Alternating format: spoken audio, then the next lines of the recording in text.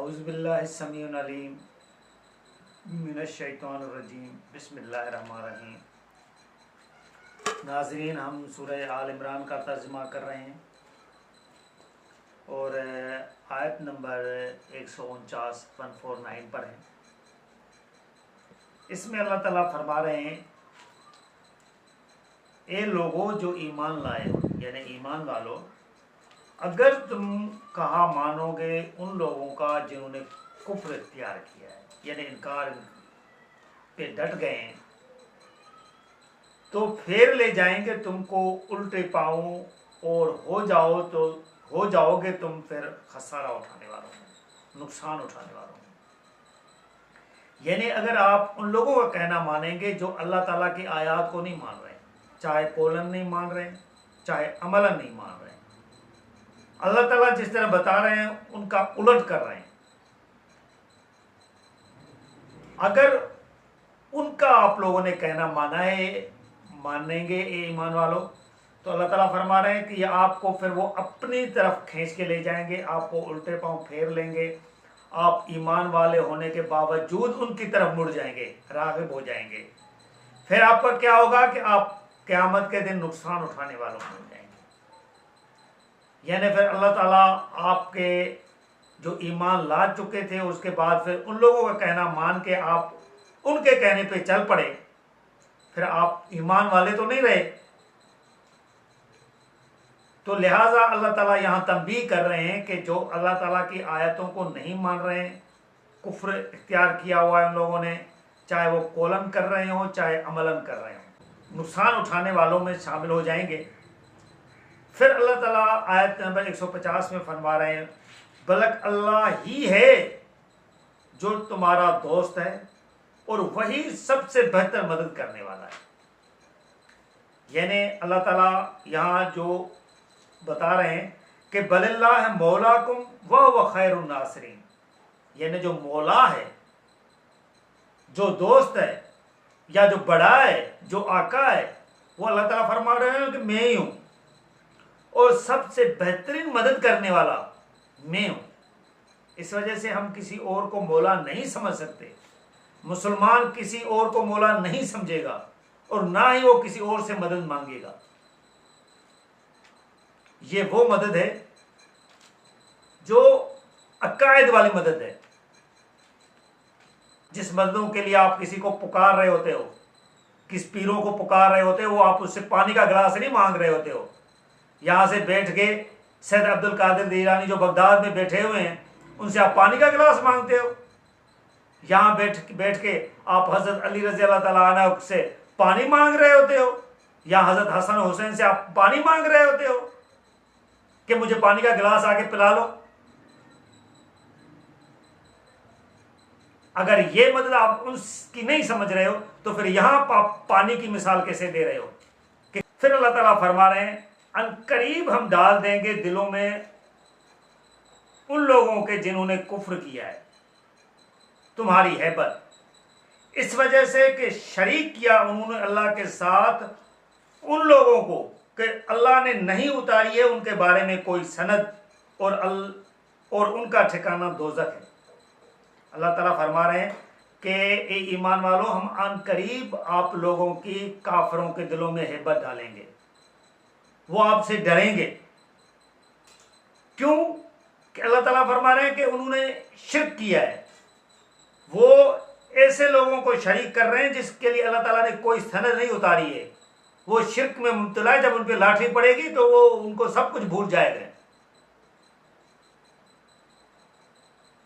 اور ان کے لیے اللہ تعالیٰ فرما رہے ہیں کہ ان کا آخری ٹھکانہ دوزخ ہی ہے، یہ دوزخ میں جائیں گے، یہ مشرک لوگ دوزخ میں ہی جائیں گے، اور بہت برا ٹھکانہ ہے ظالموں کا۔ اللہ تعالیٰ نے ان کو ظالم قرار دیا ہے کہ یہ بہت برا ٹھکانہ ہے، جب یہ ان پہ جائیں گے تو ان کو پتہ چلے گا۔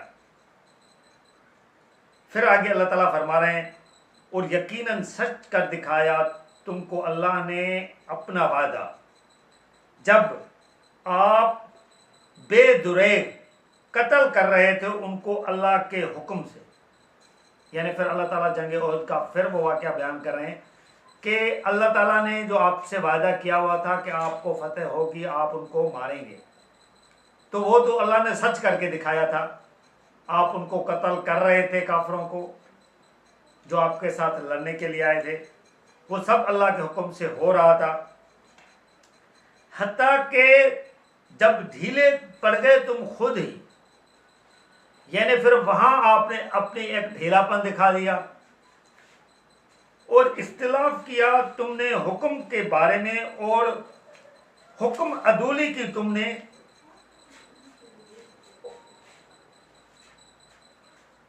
اس کے بعد کہ دکھا دی اللہ نے تم کو وہ چیز جو تمہیں محبوب تھی۔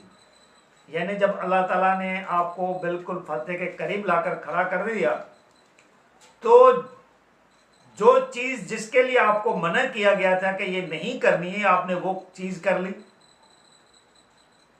اور وہ چیز آپ نے کیوں کی، حکم عدولی کیوں کی؟ کہ آپ کو جو چیز محبوب تھی نا، اللہ تعالیٰ نے آپ کی نظر میں وہ چیز دکھائی تھی، اور تم میں سے کچھ تھے جو طلبگار تھے دنیا کے، اور تم میں سے کچھ تھے جو طلبگار تھے آخرت کے۔ جب ان کو وہ چیز دنیا والی نظر آ گئی تو اللہ تعالیٰ فرما رہے ہیں کہ آپ میں سے کچھ لوگ تھے جو دنیا کے طلبگار تھے، کچھ وہ تھے جو آخرت کے طلبگار تھے۔ تب پس پا کر دیا اللہ نے تمہیں، پھر اللہ تعالیٰ نے آپ کو دشمنوں کے سامنے گھٹنوں کو ٹکا دیا، یعنی آپ کو ہرا دیا، اور آزمائش کی تمہاری، پھر اللہ تعالیٰ تمہاری طرف راغب ہو کر تمہاری آزمائش کرنے لگا۔ اور حق یہ ہے کہ اللہ نے پھر بھی تمہیں معاف کر لیا، اور اللہ بہت فضل کرنے والا ہے مومنوں پر۔ پھر اللہ تعالیٰ نے تم کو معاف بھی کر دیا، کیونکہ اللہ تعالیٰ ایمان والوں پر فضل فرمانے والا ہے۔ تو ناظرین، بات اس طرح ہوئی تھی کہ یہ جو آیات ہیں جو ابھی میں نے تلاوت کی ہے، اس کا ذکر 152 پہ آتا ہے۔ تو اللہ تعالیٰ یہاں فرما رہے ہیں کہ آپ اس جنگ میں، جنگ احد میں، اللہ کے حکم سے کافروں کو مار رہے تھے۔ پھر ہوا یوں تھا کہ حضور صلی اللہ علیہ وسلم نے ایک پہاڑی تھی جس پر مسلمانوں کو کچھ تیر اندازوں کو بٹھایا ہوا تھا،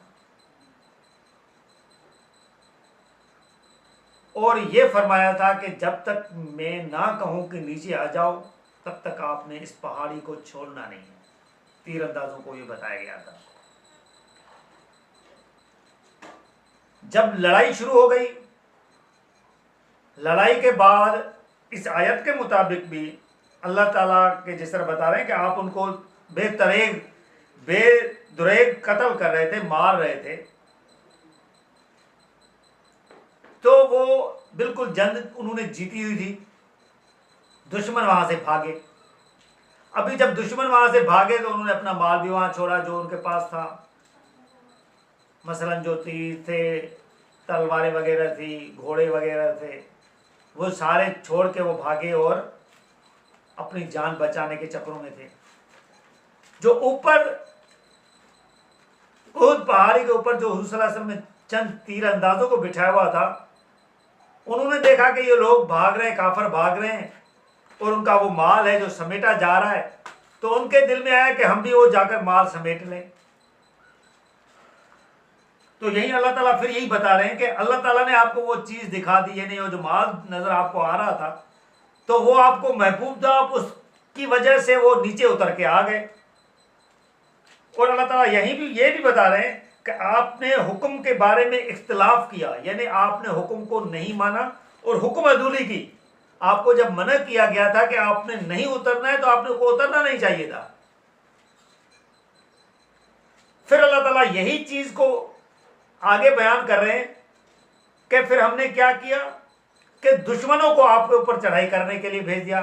پھر وہاں سے کچھ بندے کیا جو بھاگے تھے وہ پیچھے مڑ کر اس پہاڑی پہ آ کر بیٹھ گئے۔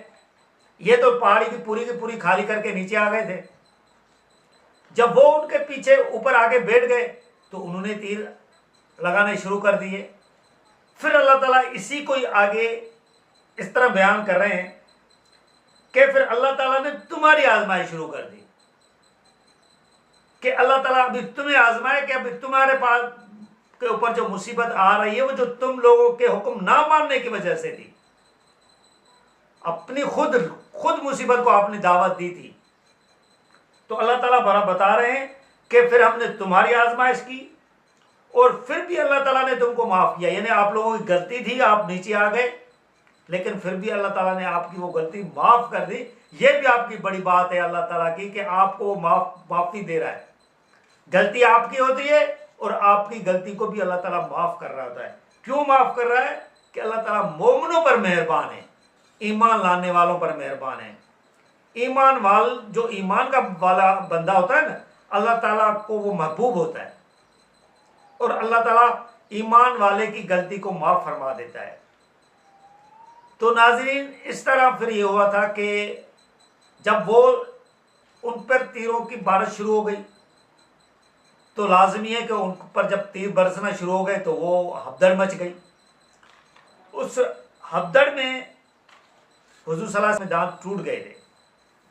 हुजूर सल्लल्लाहु अलैहि वसल्लम को भी मुंह पर भी जख्म आ गए थे। काफ़ी मुसलमान भी वहाँ कत्ल हो गए थे। हत्ता कि अहादीस में आता है कि कोई घर ऐसा नहीं था जिसके अंदर किसी की फौतगी न हुई हो, इतना नुकसान हुआ था। तो ये उनकी अपनी गलती की वजह से था। लेकिन अल्लाह ताला अगर चाहता, इनकी आजमाइश ना करता, तो अल्लाह ताला कुछ भी कर सकता था। लेकिन अल्लाह ताला ने यह चाहा कि अभी इनकी आजमाइश हो मुसीबत की। तो ये पहले भी दुआएं मांग रहे होते थे कि भाई हमने जो ना वो अल्लाह की राह में कत्ल होना है, कत्ल होना है। कत्ल तो उन्होंने देखा ही नहीं था कि कत्ल होने पर कितनी मुसीबत आती है और क्या क्या होता है। ये नहीं कि बस जख्म आ गया, बस बंदा मर गया, फिर वो क्या मुसीबत होती है। तो अल्लाह ताला ने वही बताया कि आपने अपनी मौत को आंखें चार होकर देख लिया है ना, आपको पता चल गया ना कि मुसीबत होती है तो क्या होती है। तो नाज़रीन, हम 152 पर यह कंक्लूड कर रहे हैं। फिर आगे अल्लाह ताला इसी जंग का तज़किरा करके आगे बताते हैं। वो इंशाल्लाह आपको अगली आयत में हम वीडियो में जो हम आपको बता देंगे कि अल्लाह ताला आगे फिर क्या, किस अंदाज से और किस तरह वो हमें बता रहे हैं कि आगे क्या हुआ था।